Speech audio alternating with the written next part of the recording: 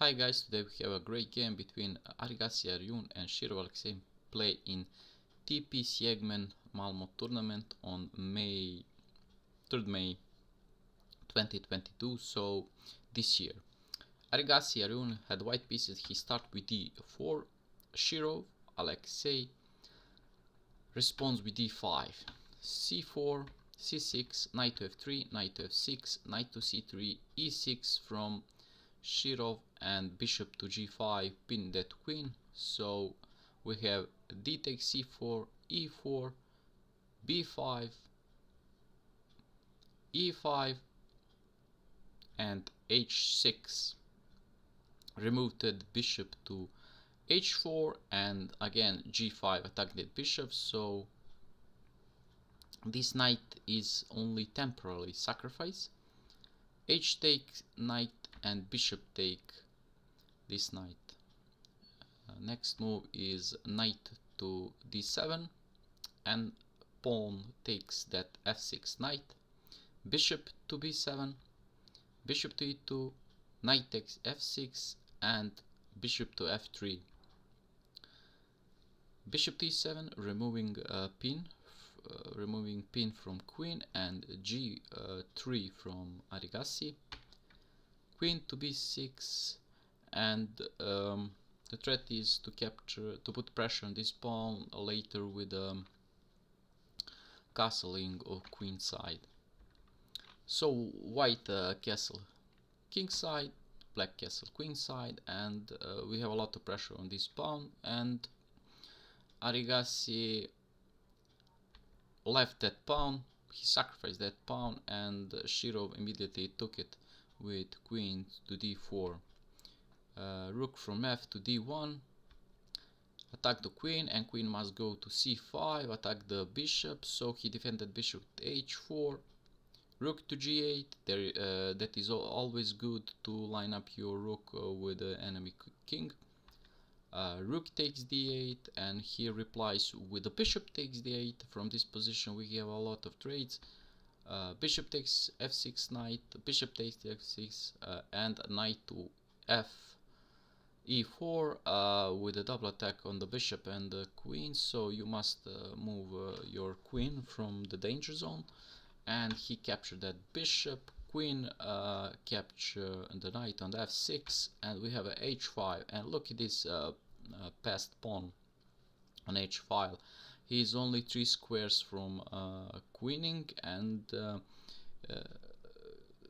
the bishop and the queen and the bishop are protecting this passed pawn. That will be an issue on the long run. And in the other side we have bad bishop on b7 because there is no good way to activate this bishop.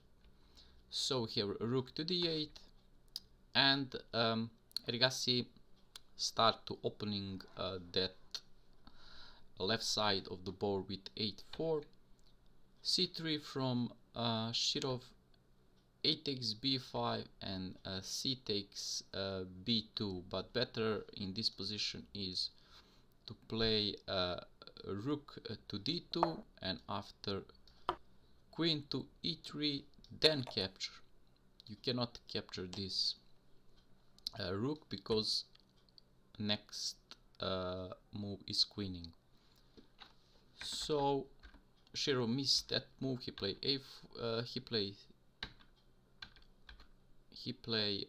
c takes b2 and attack this rook, so rook must move. He go to the b1, and Shirov plays c5, bishop to c6, and the position are equal, but there is no good moves for the black. If he decide to capture this bishop, there is not a good move, because when you capture with the pawn you open this great square a6, and this pawn is controlling a really good square, so this is not a good idea to do.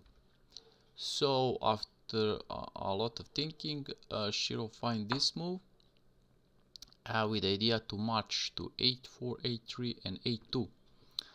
You cannot capture with en passant because you're gonna lose this bishop.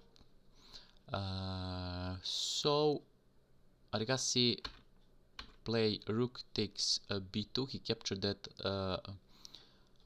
scary passed pawn on b2, and we have a4. Rook to d2 from Erigaisi, and we have h3. The best way to continue from this position is to capture this rook. We didn't have that in the game. Erigaisi play a rook to a2. He blunder in this position, and he give Shirov chance to bounce back. So the best way to continue in this position is to capture rook, and you don't capture with a king because you're gonna lose your bishop. You capture with your queen, and this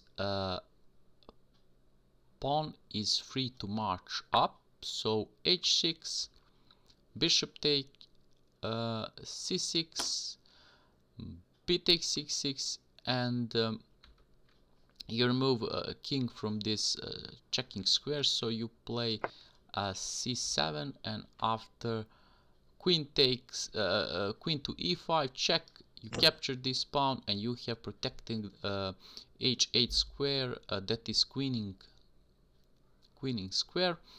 And the best way is protect that is to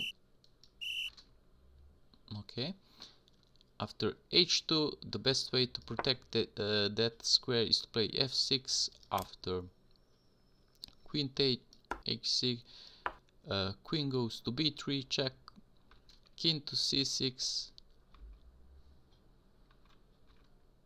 This is how you lose your queen. So we didn't have this variation in the game. He missed that move, and he played to a2, and he gave Shirov chance to bounce back. So Shirov replies with queen to c3, h6 from Erigaisi, rook to h8. It's a really bad move from Shirov. He blunder this move because he gave a free d file for this queen, with the idea to go to the d7 and next d7 check, and a next mating on this square. So Erigaisi see that and play queen to d1. So I say the threat is queen d7 check and queen b7 mate. Bishop trade, we have trading bishops, but idea is the same. So Shirov see that he offer a trade queens. Erigaisi refused that. He offer again, and Erigaisi again refuse, and he have two good squares. Shirov plays rook to d8, and after a6 check, king to c7. Finally he took that pass pawn to a3. Sorry.